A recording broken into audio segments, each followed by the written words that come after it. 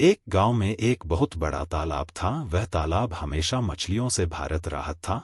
संगीत। कई मछुआरे उसमें मछलियां पकड़ते थे। संगीत। हर साल उसे तालाब के लिए नीलामी होती थी। हर साल कोई ना कोई धनवान उसे नीलामी में भाग लेकर उसे तालाब का मालिक बन जाता। इस तरह जी व्यक्ति ने नीलामी में उसे तालाब को जीता, उसे साल के लिए सारे मछुआरे उसे व्यक्ति को पैसे देते थे। उन्हें मच्छरों में से था एक बुद्ध मछुआरा जिसका नाम था सुनील। चकमा चकमा जो मछलियां पकड़ता उसे घर के पास ही एक थैली में रखकर भेजता था और साथ ही अपने पत्नी द्वारा बनाए गए मछली की सब्जी और फिश फ्री चावल के साथ बेचकर उससे भी पैसे कमाता था। गांव वालों को उसका स्वाद बहुत अच्छा लगा, इसलिए सब गांव वाले आकर वहां पर खाने लगे। चकमा का बेटा था सुरेश चकमा। उसने डिग्री की पढ़ाई पूरी की थी। वह काफी तेज दौड़ता तो था और साथ साथ अच्छा तैराक भी था। संगीत। उसने तैराकी के मुकाबला में बहुत सारे मेडल जीते थे। संगीत। उसकी इच्छा थी कि वह अपने प्रतिभा के बल पर पुलिस में नौकरी ढूंढ। संगीत।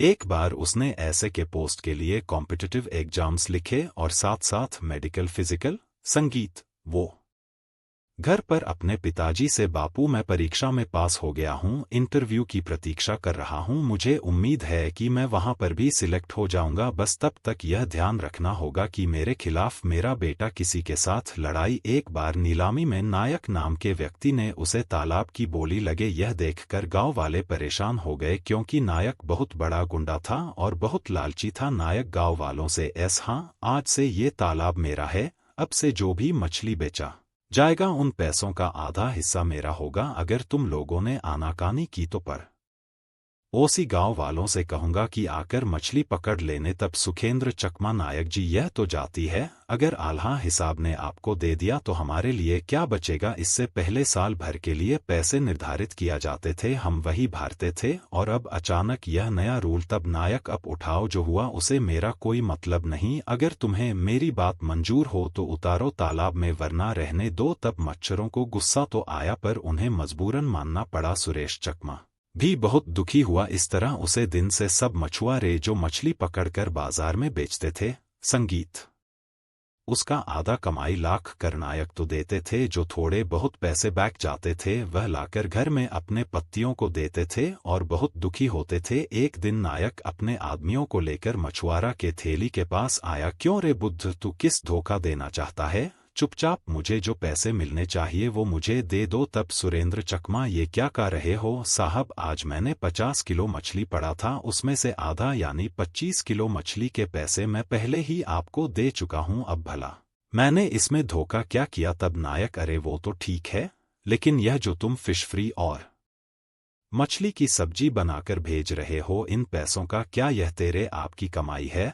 निकालो पैसे। तब सूरज शर्मा नायक जी जरा सोच समझ के बात कीजिए, आपका हिस्सा आपको दे दिया है, जो बच्चा हिस्सा है उसे हम जो मर्जी करें, आपसे मतलब बड़ों से ऐसी बात की जाती है, बड़े छोटे क्या होता है। कल से खबरदार जो तुम तालाब में उतारे यह मेरा हुक्म है। कहकर अपने आदमियों से अरे तुम लोग देख क्या रहे हो उधर शुरू। यूं कहते ही उसके आदमियों ने थैली को उल्टा किया और सामान उठाकर फेंक दिया। तब नायक को गुस्सा आया और उसने उन्हें मारा। जवाब में उन लोगों ने भी नायक को मारा। इस तरह नायक और उसके आदमियों को सुरेश चकमा ने खूब मारा। नायक सीधा पुलिस स्टेशन गया और सुरेश चकमा के खिलाफ उसने कंप्लेंट दर्ज कराई। बाद में ऐसा ही सुरेश चकमा से बेटे तुमने यह क्या कर दिया? मैंने उससे बहुत मिनट की लेकिन वो माना नहीं। मैंने उसे समझाया कि वो कैसे वापस ले ले, तुम्हारे नौकरी का सवाल है और वो माना नहीं। अब तुम्हें नौकरी मिलन मुश्किल है बेटा। यह सुनकर चकमा बहुत दुखी हुआ। घर लौटकर उसने घर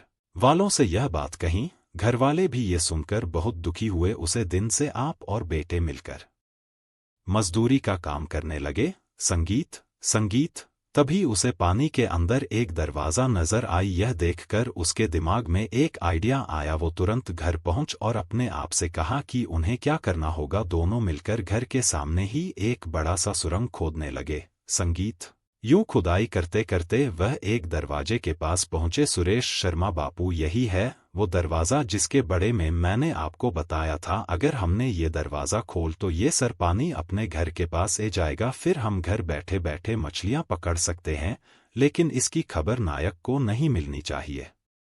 वरना मुसीबत हो जाएगी, ऐसा कहा। पिताजी मां गए तब सुरेश शर्मा ने वो दरवाज़ा खोल, बस उसे सुरंग में पानी भर गया। वे दोनों तैरते हुए बाहर निकले। बाद में घर के पास ही उसे सुरंग का एक दरवाज़ा बनाया और अपने थैली को उसे दरवाजे के ऊपर खड़ा किया।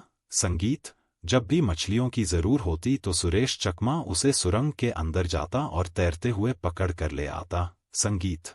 उन मछलियों को लाकर वह थैली के ऊपर रखना और उन्हें भेजता, तब माँ उन मछलियों का सब्जी बनती। इस तरह उनका धंधा खूब चलने लगा और वे खूब पैसे कमाने लगे। एक दिन नायक पुलिस को लेकर उनके ठेके के पास पहुंच। नायक, ऐसा ही साहब, इसने अपने घर के नीचे एक सुरंग खोल है, फिर तालाब के सारे मछलियों को यही से पकड़ कर वो बचता है। अगर यकीन ना हो तो आई मैं आपको दिखता हूँ कि वो सुरंग कहाँ है। ऐसा कहा। क्यों? सब मिलकर उसे सुरंग के अंदर गए। अंदर मछलियाँ देकर पुलिस हैरान रह गई। बाहर आकर ऐसा ही नायक से, नायक दूसरे पुलिस वालों की तरह रिश्वतखोर नहीं हूँ। इस गांव के पुलिस स्टेशन में चार्ज लेते ही मैंने पुराने के सारे को दे। मैं समझ गया कि तुमने जानबूझकर इसके खिलाफ नकली केस दर्ज किया है। अगर यह अपने घर के नीचे सुरंग को दें और उसमें पानी ए जाए तो इसमें इनकी क्या गलती है? तुम्हें जय के अंदर डालकर अच्छी तरह टी करें, तब जाकर तुम सुधरोगे। कमीने भैया सुरेश, मैंने कल ही डिपार्टमेंट को लेटर लिखा है कि तुम्हारे खिलाफ नकली केस दर्ज किया गया है